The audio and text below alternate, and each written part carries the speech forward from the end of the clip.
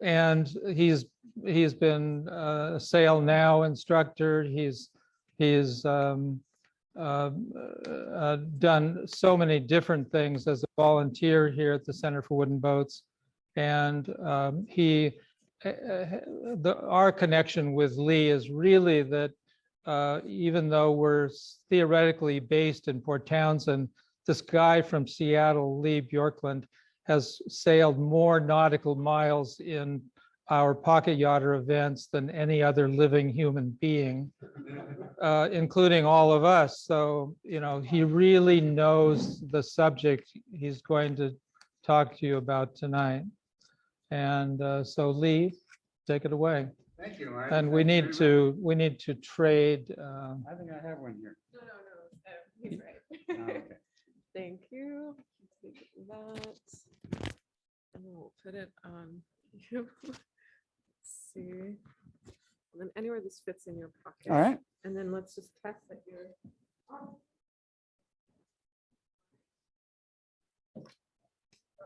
So I, like Marty, had some oatmeal this morning and some coffee and a blueberry bagel. So we're all ready to go? Well, hi, I'm Lee Bjorklund. It's great to be here. The last couple of years, I've tried to tell about everybody I knew about small craft cruising. So I'm glad you all came. I'd like to find out how many sailors are here. I have a little test for that. What do you call a two-sided sail? What, no sailors? No clue.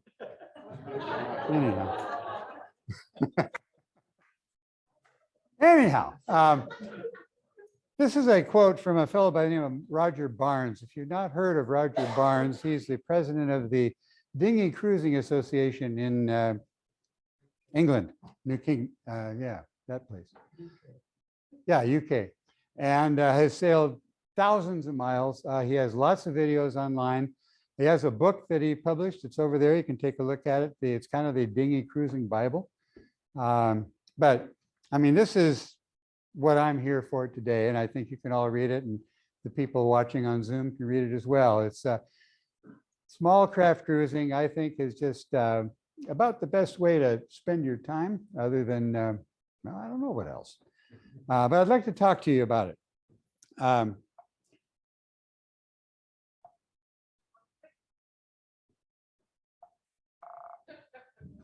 Oh, I'm sorry. Okay. So I can do it again? Okay. Well, this is my boat, and it's kind of what got me into the small craft cruising. This is Opus. I found it on, my boat partner and I found it on a Craigslist ad about 2006. It's a Ian Uhtred wee seal design. And we were day sailing it, you know, and that was lots of fun. But it's not a difficult boat to set up and rig at a boat launch ramp. But it takes about half an hour, and then you got to redo it. And you got to haul the thing back to where I keep it. And it was fun, but there had to be a better way. So we kind of got into I think the pocket yachters was the first thing we tried. They had a bunch of cruises, they called them. They would be 3-4 day events, usually up in the Port Townsend area. And we would go up for that, and I just kind of kept on going. So that's basically how I got into it.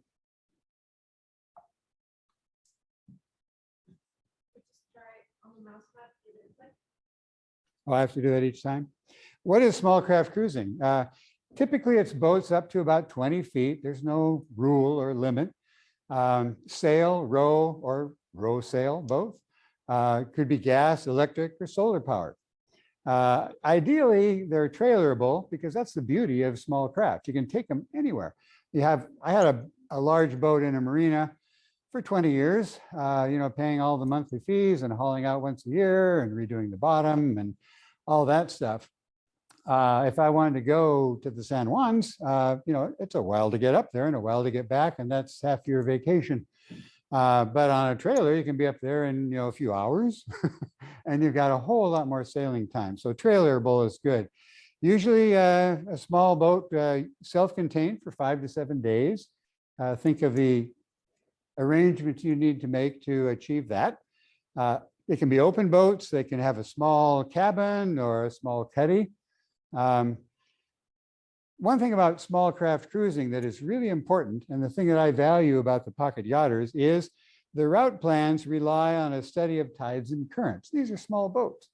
My boat will go maybe 5.5 knots or so, but if there's a 3-knot tide, there's a limitation there. But if you get up in the morning and it's an ebb flow for about 6 hours, you can get a long distance with that. You stop around noon in the afternoon, get up in the following morning, another ebb tide, because that's why that route was picked. It's a wonderful thing. And it's also best if cruising involves a buddy boat, a friend, another boat. Maybe you get in trouble, maybe you just like to socialize, but that's one of the really neat things, again, about the pocket yachter type organization. They arrange for these things. Why? Small craft cruising, dinghies are amazingly flexible. I use dinghies for the term for anything around 20 feet and under. The same boat can be rowed, sailed, again, solar power according to your taste and weather conditions. You can cruise single-handed, you can have your family on board, or with a group of like-minded friends in surrounding boats. You can venture across a lake, sheltered beach, ride the flood up a winding waterway, or understand the beauty of just gunk holing for the heck of it. Good choices. It's for lake, river, coastal cruising, or extended cruising where you sleep and cook on board each night. What type of boats? Well, stability and condition are really key factors. You're not just out on the lake. You can run into a variety of conditions. Tides, currents, strong winds.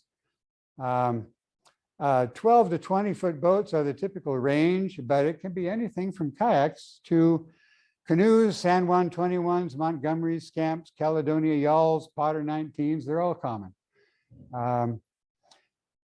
Beachable boats, for instance, have the advantage, though, of not requiring a dinghy. I have to tow a dinghy around. Many boats do. It's fine, but a beachable boat does have that advantage. Sail, row, or rowboats should be light and sea kindly. You're rowing them. You need to go places with them. They need to be appropriate for that use. What kind of boat? Well, maybe it's that day sailor in the backyard, or a Craigslist find like me. Our pocket yachter has a wonderful selection of boats for sale if you go on that site. Basically, a boat should be well found, well maintained, with reliable rigging and equipment. Maybe it's a boat you build. Choosing a boat, a lot of the 1950s and 60s boats are still out there. They're in backyards, they're in barns, they're in garages. People who, maybe got tired of rigging them and going day sailing all the time. Those are out there. Many of them are well built, especially the early fiberglass ones. I mean, some are bulletproof. You have a choice between a light and responsive boat or one that's heavier and more forgiving. Weight and size, for a single person, 15 feet or so is a good size. Or if you're two people or a family, maybe that's 18 feet and above, just in terms of having enough room to do things. Stability, two choices there. One is beamy and heavy. That's kind of what my boat is, or light and narrow. They all have advantages and disadvantages. I should be thinking about swamping. It happens. Hello, Gene. Swamping happens. You need to have a plan for that and be equipped to deal with it should it happen to you. It can happen in an instant on many different boats. Capsizing too. How do you get it back up? How do you, all the equipment you have in the boat, how do you make sure it doesn't float away? Those are all considerations to make. And a crew overboard. Whatever boat you need to have really thought through, how are you going to get back in that boat if you trip, you fall, you stumble? It happens, and you need to have a plan for that. Puget Sound, what do you have? Maybe 15 minutes of usable body parts and strength before that starts to wane and you get into some serious trouble. So You need to know about that. What kind of equipment is needed? Well, think backpacking and camping, because that's really what it is. You need a dress for Pacific Northwest weather, sometimes hot, sometimes cold, sometimes windy. A sleeping bag and a pad. Cooking stove, you need to make meals and have serving equipment. And don't scrimp on, I mean, you're in a boat, you can carry a lot of weight. You don't need to scrimp on food like freeze-dried stuff. No. You know, it's high in sodium, it's low in calories. Some of it's okay, but you can do a whole lot of other things just because you're not carrying a backpack up a mountain, you're on a boat, and you have the ability to carry a little bit more. Water, 1 to 2 gallons a day. Some people deal with that like for a cooler for food. They might take half-gallon water jugs and freeze those, and that's your ice. And then you can also drink the water when it thaws. That's kind of a neat thing some people do. Having a canopy, a cuddy, a tent, or a tarp gets you out of the weather. That's very nice. It is not always sunny in Seattle, even though we went for about 4 months of nothing but that. You need an anchor, road, safety equipment, PFD always, flares, lights, horn, VHF, charts, compass. I use Navionics on a phone and a pad. And I have a chart plotter too that's nice. Mainly the ability to enjoy and adapt to the journey as it happens, because that's what camp cruising is all about. Other considerations, there are strong hulls, beefy boats, and there are go-fast boats that, you know, maybe they race on weekends. They're all appropriate. They all have advantages and disadvantages. Ideally, plenty of buoyancy and ballast to stay upright. You shouldn't have to be worried about, can you stay upright out there? You need to have confidence in your boat. Some wind and spray protection. I've heard that the boats don't give up often. It's the people in them who are splashed with spray all day and wind and everything else. That can kind of wear you down after a while. Should be capable of handling a couple of adults or a family and gear. An easily depowered sail plan. I have a double reef on my sail and a roller furling jib. But if it does pipe up, you need to be able to deal with that. Easily trailered, rigged, and launched. That's important. I can get mine in the water in about half an hour. And that's kind of nice. And fun, spirited performance under sail. I mean, that's why we're out there, right? And safe in a blow. You should, again, have confidence in your boat's ability to do that, whether it's one you have now or when you acquire later. Marty mentioned pocket yacht paloozas. I don't know which one this is, but they occur in Port Townsend, usually in July. This one in 2023 will be on July 29th. At the plaza at the Northwest Maritime Center. Every boat you see there is a capable camp cruising or small craft cruiser. And I'll show you some more detail on that. There's some really interesting ones in this particular picture. This guy here was built by a guy named Dan Taylor. He lives up in Bellingham. It's a power boat, has an outboard, but that cabin you see folds down. It drops down to just a rectangle. It's really kind of cool. I've never seen the design before, but it's quite the boat. There are other kinds. Eric Valso might appreciate this. This is Big Wave Dave. It was funds were raised for it here.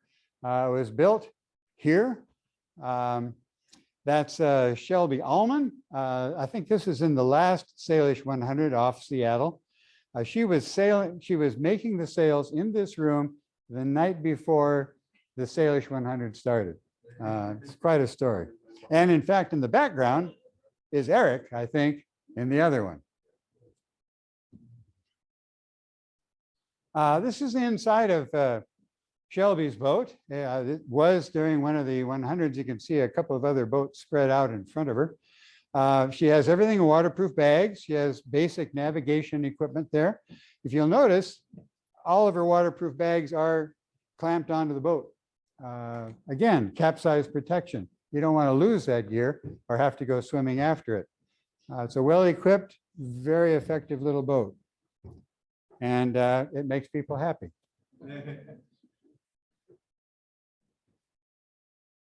There are other options. This boat is a San Francisco Pelican designed by Captain Bill Short, I think, in 1959 for sailing in San Francisco Bay, which is known for waves, wind. Probably some of the first groups to really do cruising around here. Many of these boats were built at the Smith Island Boat Works up near Samish Island. And for 25 or 30 years, up to 25 of these boats have gone sailing in the San Juans for 2 weeks. It's such a recurring deal that the state of Washington named Pelican Beach after these boats. And you can go up there and stay overnight yourself.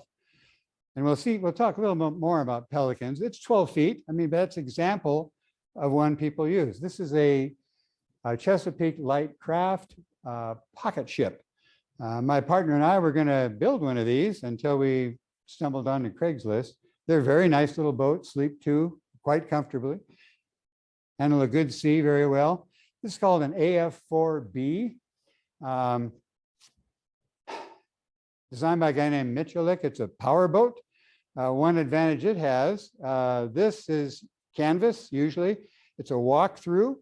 The anchor is up here. It's a draining anchor locker. You can walk forward unencumbered and drop the anchor, or you can put the nose on the beach and just step off the bow. Kind of handy. Here's a CLC Scary owned by Galen Peel. I believe it's a 14-foot, very light boat, good for rowing and sailing. Galen is kind of interesting. He built the boat, but he built it exactly for him. Everything on this boat is where he can reach. It's a beautifully designed thing. If you ever see it, it'll be probably at the next Palooza. But I mean, he can sleep right out in the middle, in the center there. He's done a phenomenal job of building a boat specifically for him. Here's another interesting one. This is Christine Bervin. She's a physics professor from University of Idaho. This is a Sparrow. They were built in Bothell back in the 70s. I think they built 400 of them. She bought that boat for $800. She has a grand total of about $3,500 in it. She has had it in Desolation Sound. She's been on the Salish 100s. She's sailed it over Idaho, Eastern Washington, Montana.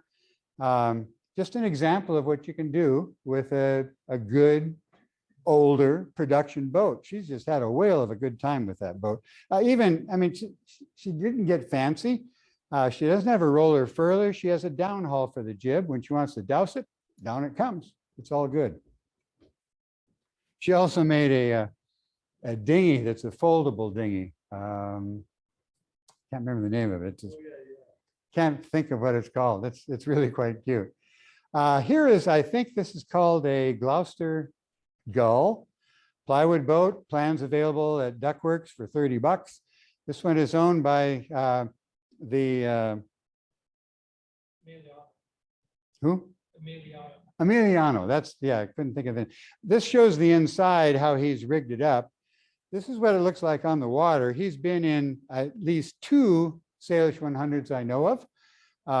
And I believe he has been in 3 of the 7048 from Tacoma, 70 miles to Port Townsend in 48 hours.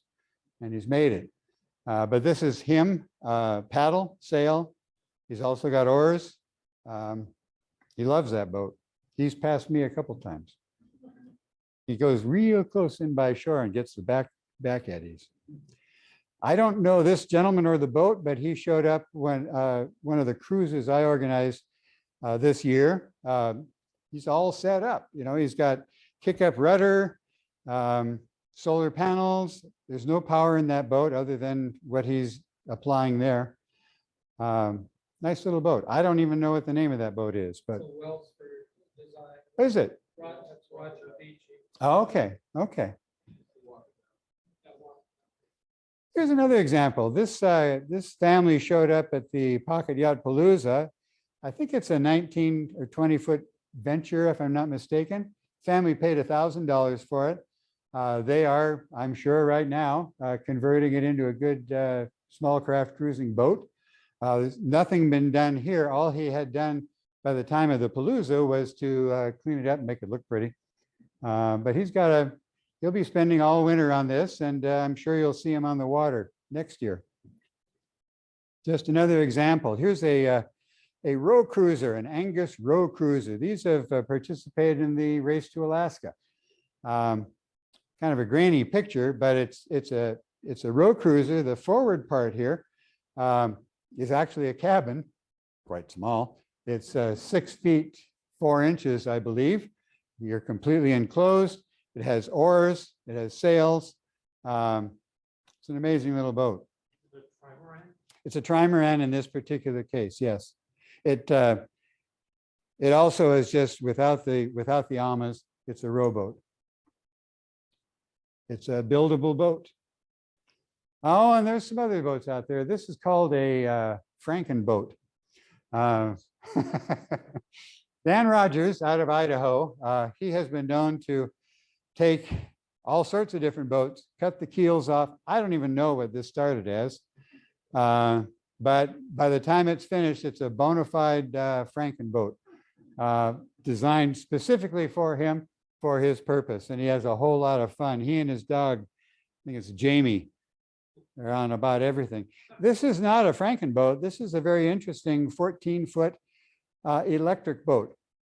Name of the guy that owns it escapes me, but the roof is a solar panel. He is the designer of the EP Carry little electric motor with the satchel battery. He did the Salish 100 in one of these, totally under solar power, averaging about 3 knots every day. He just putted by the rest of us when there was no wind. Here is this is called an adventure rowboat, I believe. It's an Angus boat, has hatches in front for gear.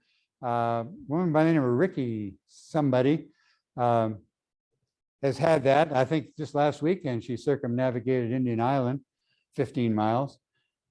She passed me several times, again, doing the inside eddies. Very nice little boat. She camps on the beach at night. It's a little hard to sleep in that guy. Just another example. This is a CLC row cruiser, I believe they call it. We had several of those in several of the cruises. Lots of storage, good stable boat, rows well, rows like a dream, in fact. They have actual little camps for building these. Well, they'll knock together 5 or 6 of them at a time. Do they have a seat that slides? So Yes. you're going through, like, the- It's a sliding seat rowboat. Yes. This is a Devlin design. I don't remember what the design is. First appeared, what? Little Coot.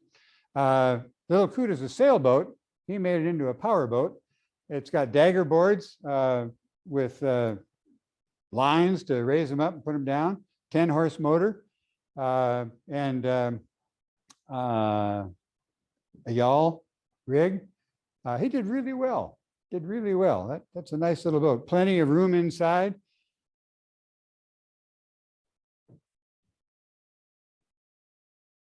Now, let's talk about wind, rain, and sun protection. It can be as simple as a canvas tarp draped over the boom. Some cut the floor out of retail tents, REI type tents, and secure them to the gunnels. There are custom canvas projects that people have done. Beach campers use a variety of readily available options. I've even seen golf umbrellas for sun protection at anchor, big ones. The objective is to keep it simple, easy up, easy down. Remember, if you're on a boat at anchor, you have a tent to put up, you can't walk around the boat, you know. You got to have a system for putting it up while you are in the boat. We talked about pelicans. Here's a pelican with a classic example of what people do. Just simply drape a tarp over the boom. I think there are some clips on the gunnels, and you're good to go. That's pretty simple. This is a boat from, I think this came over from Utah this year. I don't know the boat or the people on it, but they've got a tent that they've sewn, obviously, for this boat. They're, laying down inside there on 3-inch mattresses, reading books. Not a bad deal. Here is a scamp, 11 foot, 11 inch. Scamp stands for Small Craft Advisor Project. Small Craft Magazine project boat. Close to 500 of these have been built. This one it looks like a regular tarp with some bows that they've kind of cobbled together to stay out of the weather. Here's a fancier one. I didn't talk to this individual, but that's very classy in terms of accommodations. Can you imagine how large that is when you're inside? And totally protected from wind and weather.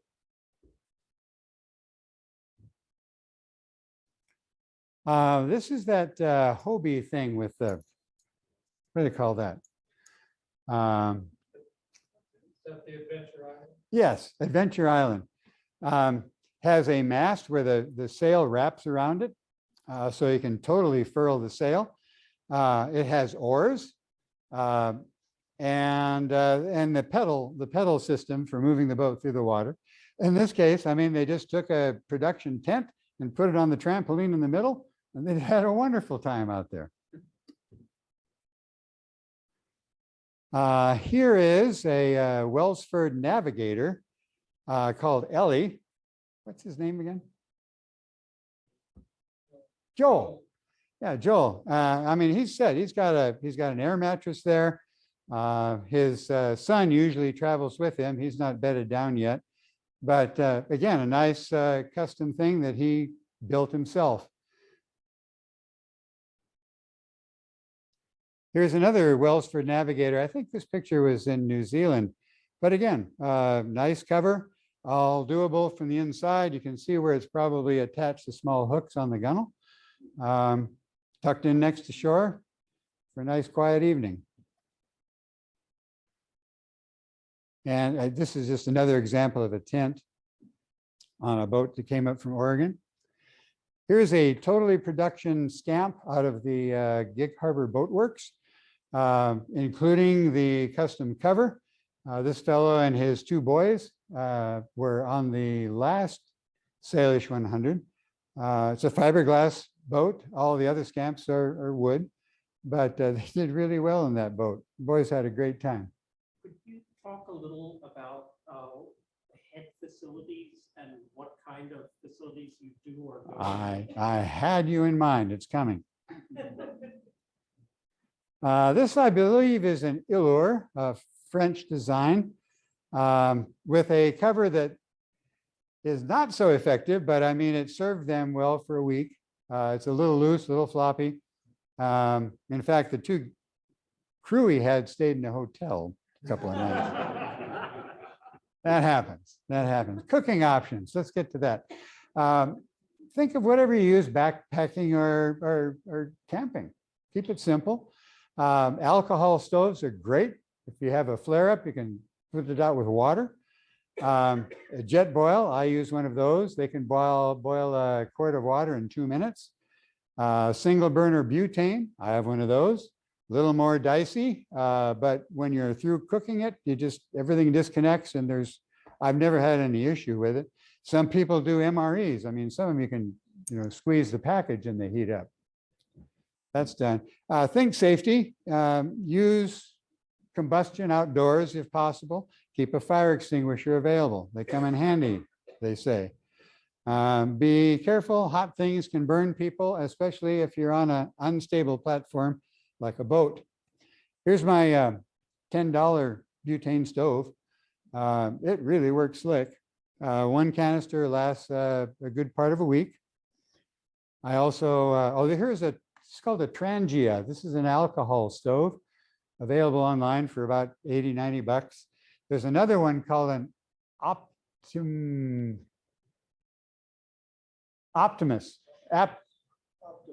Optimus. That's built in Sweden. That's a little fancier than this, but same thing, alcohol stove. Here's my jet boil. I only use it with the stabilizing legs. It's very, very quick.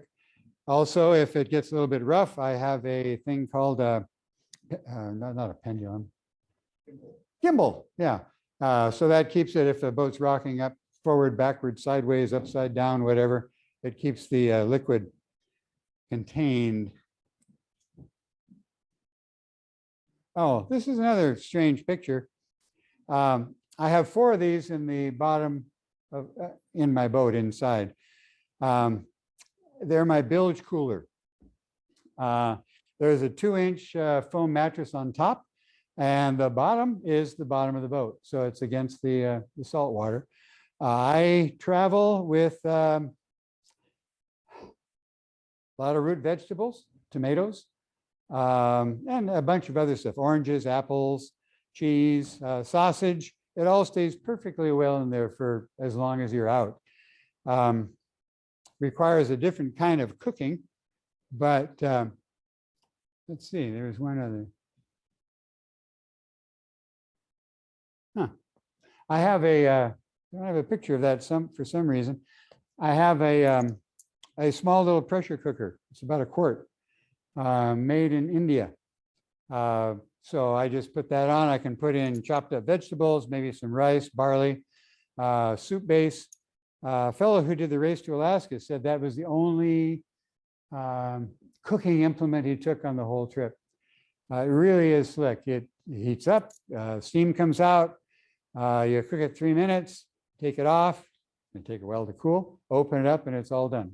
It's really very nice and enables you to use carrots and onions and potatoes and things.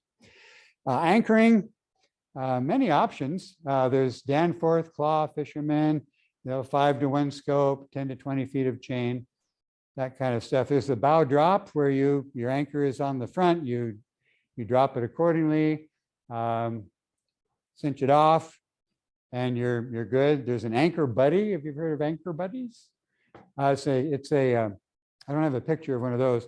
It's about a 30-foot elastic cord that you tie to the one end of the shank of your anchor, the other end of the boat. And then you say you're 50 feet offshore, you row, sail, or power your boat to the beach, get off, let go of hang on to the line, but loosen it up, and the anchor buddy takes it back out to about 50 feet away. And then when you want to get back on the boat, you haul it back in. It's a neat way of doing it. There are beach rollers. I think I have a picture of those. Won't explain that anymore. Clothesline method, when you have a very long line, maybe it's 100 feet or so, it goes through the shank of your anchor up to the cleat on your deck. And then the other end goes to the stern of your boat, and you take your boat to shore. You have this long loop of line, and you just pull on like a clothesline, and it takes the boat back out to where the anchor is. When you want to get back in the boat, you bring it back, and it's there for your use. And a Pythagorean method, which I've not seen. I've tried it, it works.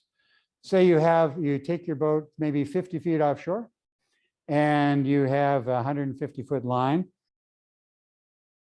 You get on shore with the line. The boat is maybe right at the beach because you step off it. And then you take the rest of the line, you walk down the beach, maybe 100, 150 feet, and the boat then is out about 25, 30 feet from shore, if any of that makes sense. I was going to draw a diagram, but I'm lousy at that. But it works. Look it up. Pythagorean method of anchoring. Here's a beach roller. Not too difficult to explain. You can move a boat a long ways with one of those. You just keep moving them as the boat goes forward. And then there's pooping, peeing, and toiletries. There's porta potties. I don't use one because in an enclosed boat, it's not the poop that smells, it's the stuff to make it not smell. Kind of gets to you after a while. Don't use one of those duty bags and folding toilets. Those are very popular. Duty bags are available online. You seal them up. They've got stuff in it that neutralizes things, and then you take care of them when you're all through. Bucket of sawdust. I know a couple of people who use those. Cedar sawdust, it'll last you a whole week and doesn't smell at all. And then it's compost when you're done. Sun showers, if you don't want to jump over the side, sun showers heated up by the sun, that works good. Sanitary wipes, just to keep yourself presentable. And swimming. Other considerations, bailing and pumping water out.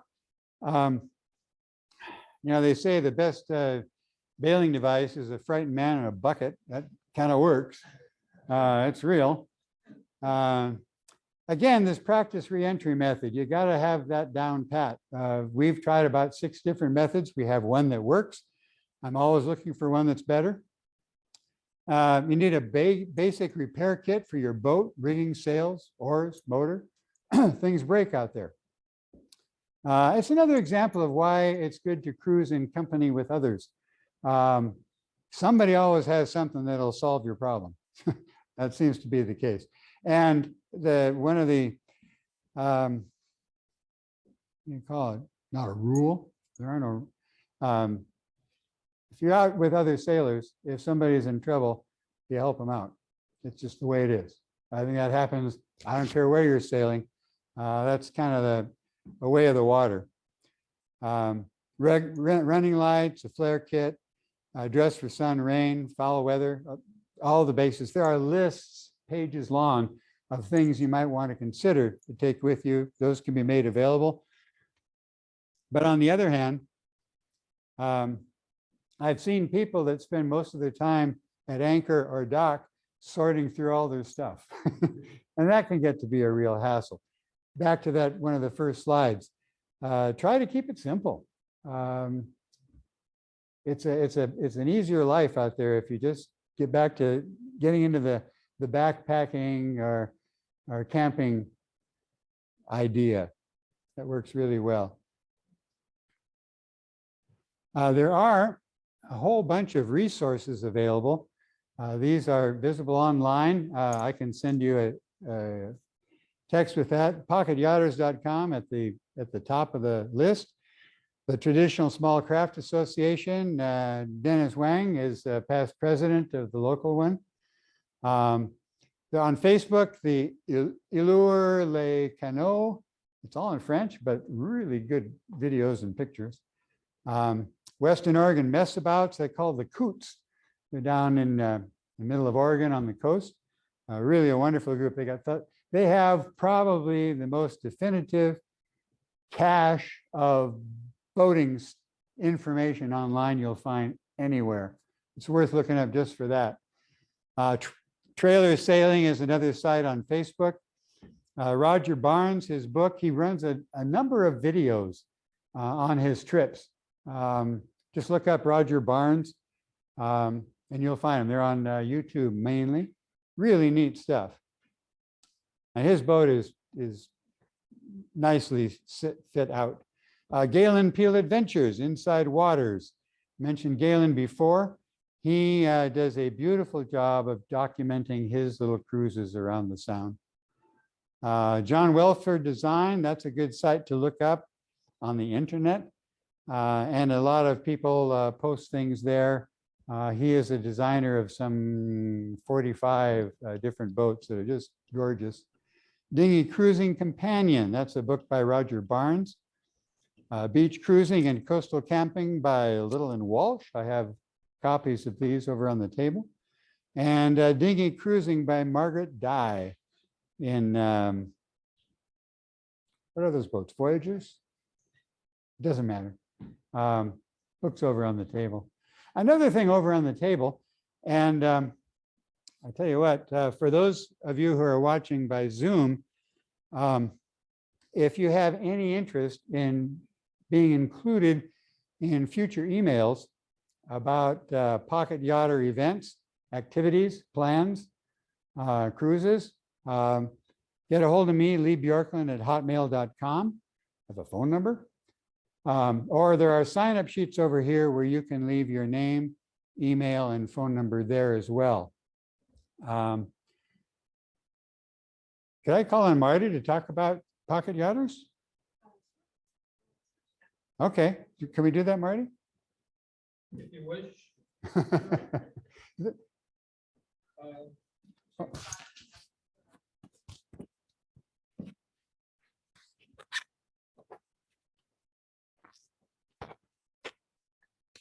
Take some of the thunder. Pocket Yachters, no meetings, no dues, no minutes, no officers.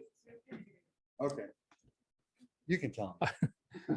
Yeah, the Pocket Yachters started out and and we continue to be incredibly informal.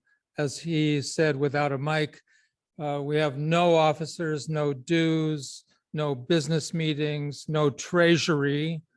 I mean, we have no money. And we don't, but you know, we don't charge for anything. So who needs money?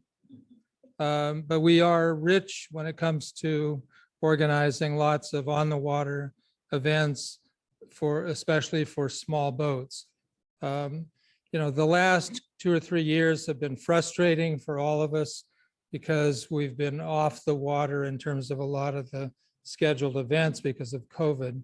But to this next summer, we've been saying to each other recently, is going to be really, really exciting because it's going to be the return to the water, and not necessarily with a lot of fancy scheduled events, but rather with a menu of probably 100 different small boat day sails, weekend cruises, and longer cruising adventures that we will be describing in detail on the Pocket Yachters website.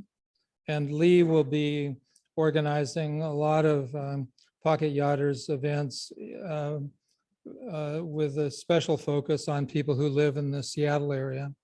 But you'll have to watch the Pocket Yachters website, pocketyachters.com. By early spring, we'll have these thumbnail descriptions, sort of a menu of choices of different small boat activities that you could try out, from all the way from Olympia to the northern end of the Gulf Islands in BC. So we'll have details on launching ramps, best routes that we've experienced personally, tides and currents, if we tie a suggestion to a particular weekend or whatever. And so we organize events like the Pocket Yacht Palooza, and we were involved in starting the Salish 100, which we turned over to the Northwest Maritime Center because they have the organization and the insurance policy that's required for a monster like that. But we're trying to really just keep it simple and suggest very informal small boat day sails and cruising events that people can engage in, no matter what your level of experience or the size of your boat or the seaworthiness or anything else. So anyway, watch pocketyachters.com starting in January or February. Thank you. Thank you, Marty. So now I guess, what questions do you have? Hang on. Yes, sir. How do you find places that, like, how do you choose your destination? Question is, how do you choose your destinations? Well, the masters at that are Marty, Bob Miller, and Dennis Wong, and others that have an innate ability to figure out both the day and the time. And it starts with where do you want to go? And then you start looking at it and saying, okay, well, how am I going to get from there to there conveniently and have fun? And that's how the courses are set up, right?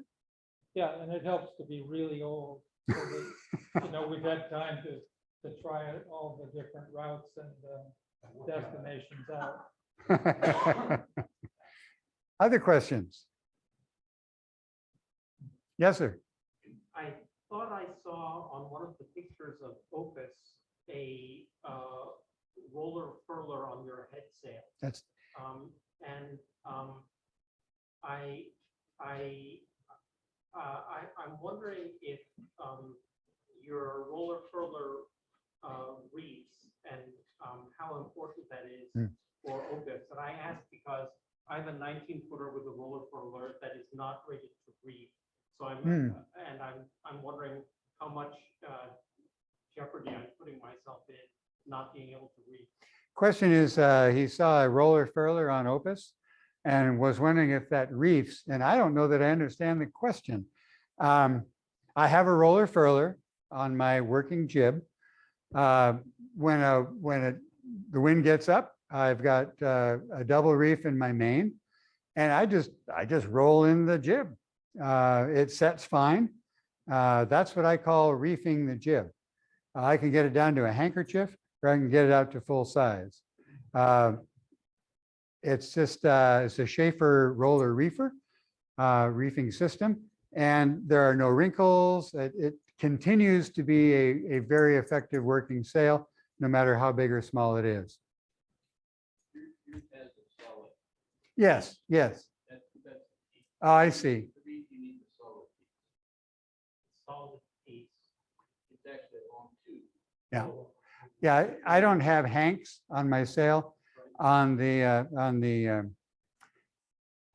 forestay, there is a tube and a rope sewn into the leech of the luff of the sail, and it raises up in this tube. So the tube rotates and does a very good job of keeping the jib in its proper form as it reduces in size.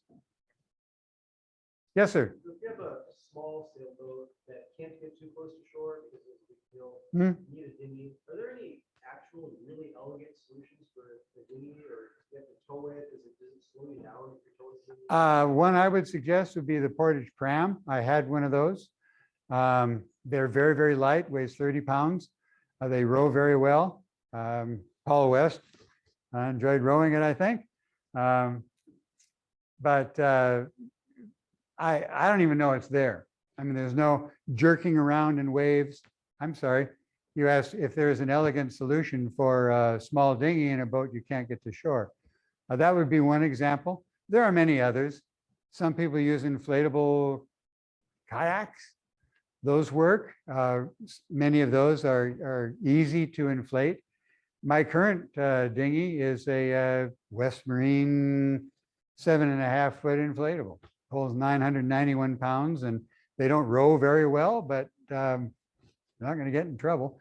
And it weighs 51 pounds, so I'm not anticipating a big issue. Yes, sir. I have like a 20, and I think a little 5-foot inflatable back there.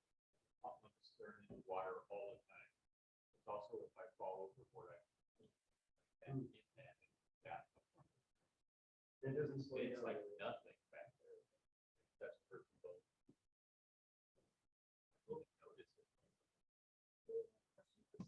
Yes.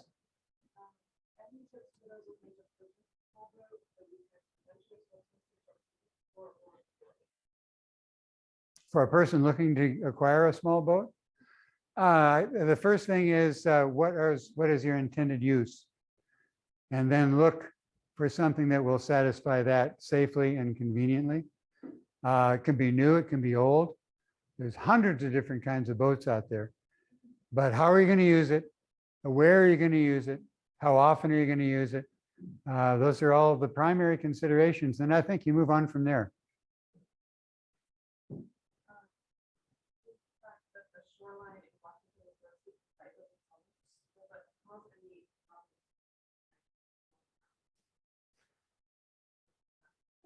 Oh, you've already repeated it.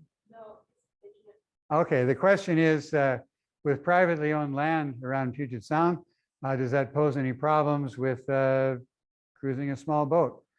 My interpretation of that is that you can drop anchor about anywhere you want, as long as you behave yourself and are a good front yard camper. It's all good. You can't, I mean, going ashore would be an issue. Be careful about that. But there are some beautiful nights you can spend watching the sunset from an anchorage almost anywhere in a nice secluded cove or bay or whatever. Anybody else have a comment on that? A lot of marine parks out there too. They're on maps. You can find them. They have mooring buoys if you'd like to try that. Those are all good options, but you can sail anywhere you want. You can stop anywhere you want.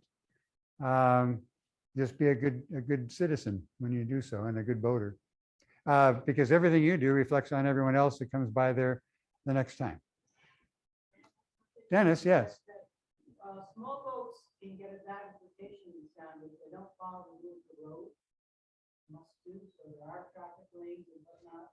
Beware of ferry crossings, all that really makes sense to be a good citizen and know the rules of the road. Now, Dennis is bringing up a point, if it's not audible, that rules of the road are a big deal, both for your safety and that of others. And you can give a bad name to anybody in a small boat. I don't have on my list, knowledge about navigation and rules of the road and conducting yourself, staying out of, I mean, ships are big and they travel at 20 knots. And about the time you see one, next time you see it, it's going to be looming large. Ferries, some of the ferries around here go 30 miles an hour. They tend to sneak up on you. A boat traveling 60 miles an hour goes a mile a minute. And Lake Union, 10 miles an hour limit, no problem. Lake Washington, Puget Sound. When I teach sailing here, I tell people, do a 360 every minute. It's really important to do. If you need to tack, if something happens, you need to know what's happening around you. It's a very important safety step you can take. Yes, ma'am. Do you carry an system? I do not have an AIS. I'm looking forward to acquiring something like that when it becomes possible. I do on my radio, my VHF. What's the other one where you push a button and everybody comes in helicopters? What's that? DSC. I have that. I never had to use it. It's a little red thing you flip up, push a button, and hope for the best. My boat partner has one he wears that goes off at the minute he becomes submerged. But AIS is really important. I've sailed on my son's boat that has it.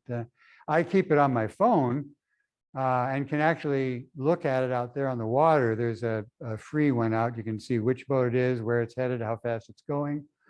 It's handy to have. Have it just on an iPhone as an app. Ship finder, that's it. That's it. Although the military boats are invisible, they don't appear. The reason I ask is because when you talk about, you have these big boats, you have the freighter ships, you have the ferries out there, especially out in the south.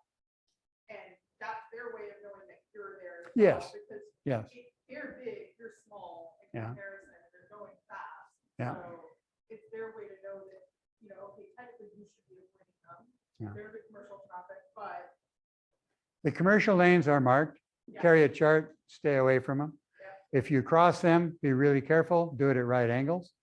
If you're anywhere near Kingston or Edmonds or Mukilteo or Vashon, carry a schedule with you.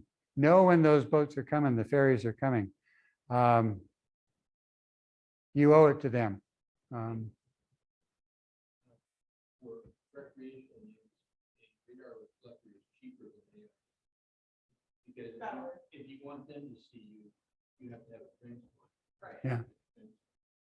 You can get receive, see that.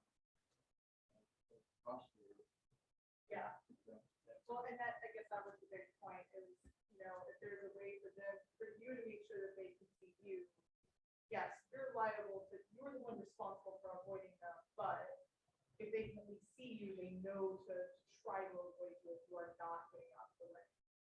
So. Bob, Exactly. Bob Miller just brought up, if it was not audible, that a radar reflector is really good insurance for that. That way, those boats can see you. And he made the point that's a lot cheaper, 1995 or so for a folding one, a lot cheaper than a transponder for AIS. Other questions?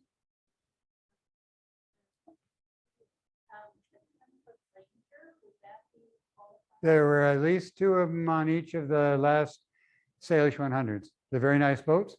They have used those in the race to Alaska. I'm sorry, Ranger 20. Thank you. Ranger 20s are good boats all around. They're small, they're lightweight, they're trailerable. I mentioned they have been on the race to Alaska, and I have been at least 2 on each of the last Salish 100s. Yes. Ask, are there any, I don't know, security kind of things you think about? Like if someone tries to, I don't know, board your boat and you're not there, if you're offshore or tries to steal stuff, does that happen? Question is about security on a boat. People, if you're not there, breaking into it. I've never heard of that. Hasn't happened to my knowledge. I've never worried about it. I do have a lock on my cabin door. When I leave it at Chill Shoal, I lock it up, but I don't know why. I've not heard of anybody having an issue down there and on D dock anyhow. Yes, sir. Oh gosh, all of them. I've never had a bad one. It doesn't matter to me. It doesn't matter where you go. In fact, when I typically go sailing, I don't have a destination. I'll go down or I'll look, where's the tide? What's happening? And I'll go that way. And then I'll come back 6 hours later. That's a wonderful way to be. You're out there enjoying nature and just having a good time. And the question was, what are your favorite cruises, destinations? Yeah, a general wind speed or amount of weather where you call it quits no matter what, or do you just progressively change your behavior and still have fun? A good example would be, a question was, are there wind limits? What do you do if the wind really pipes up, the wave action comes up? Do you change your plans? Do you keep going? I guess the best example we had this year was going around Foul Weather Bluff and Point No Point. There was a strange, maybe not strange, it was strange to me. There was a rip that was coming down kind of diagonally from the north headed southeast. The wind came up to maybe 15, 18, something like that. The waves are around 3 or 4 feet in places. I and other boats, we punched through it. It was a little rocky, but no water over the side. Some of the boats chose to tie in near on the lee of Foul Weather Bluff and waited out a bit. Waited about an hour and a half, 2 hours, and they were fully capable of going. You do what you need to do to be safe. Forging on ahead sometimes just makes no sense at all. You've got anchors on the boat. I've got 2 of them. You got some food inside. you got a bed. And you got a phone. If they're expecting you someplace, you can always call ahead and say, I'm not going to be there when I said I was. And a cruise plan is always good. Make sure that those people who know and love you know where you are, where you're going to be, and when you're going to be back. That's important. Coast Guard has a good online way of registering that. So does Boat US. They have an app that you can do that on. Oh. When you're cruising, how often do you find yourself heaving to? Question, when you're cruising, how often do you find yourself heaving to? I've never done that. Not while I'm cruising. Wow. We teach it here, but again, I may not be in a big hurry to get someplace. With small boats, you can anchor close to shore and usually in protected areas. I might head to one of those. But the sound is, to me, it's not that big and large that I need to stay where I was out in it. I can find sanctuary somewhere else. So if you have a really small boat like this, you want to go to some marina, are there little tricks where you can kind of like, they can fit you in even if they're. Question, if you have a small boat, can you go to a marina? Almost all marinas have guest docks. I'm saying if it's kind of technically full, because it's so small, you kind of sneak in certain places. I imagine you can talk to them. If you're extremely small, can you fit in overnight or whatever? I would give it a shot. I don't know if you've ever directly experienced it. No, I've whenever I've gone into a marina, it's been just go in as a guest. You pay your $20 or whatever it is, and you got restrooms and showers and all those good things. Yes, sir. Have you sailed on the small boat on the Columbia? I've not sailed on the, have I sailed on the Columbia? No, I have not. The Coots organization they have had a couple of cruises there, well planned. They have charts and graphs of water flow and all sorts of stuff. They've last one was pre-pandemic, but I know people have had a lot of fun down there.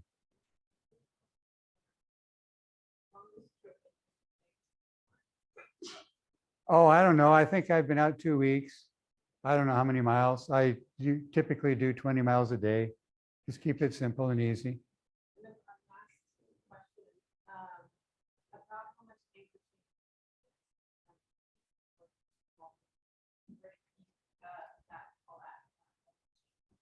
How much anchor chain and whatnot. I have 20 feet of chain on a claw anchor, a stern anchor with 150 foot of line. I have a bow anchor, which is 18 pounds, and I have 25 feet of chain on that and 150 feet of half-inch line.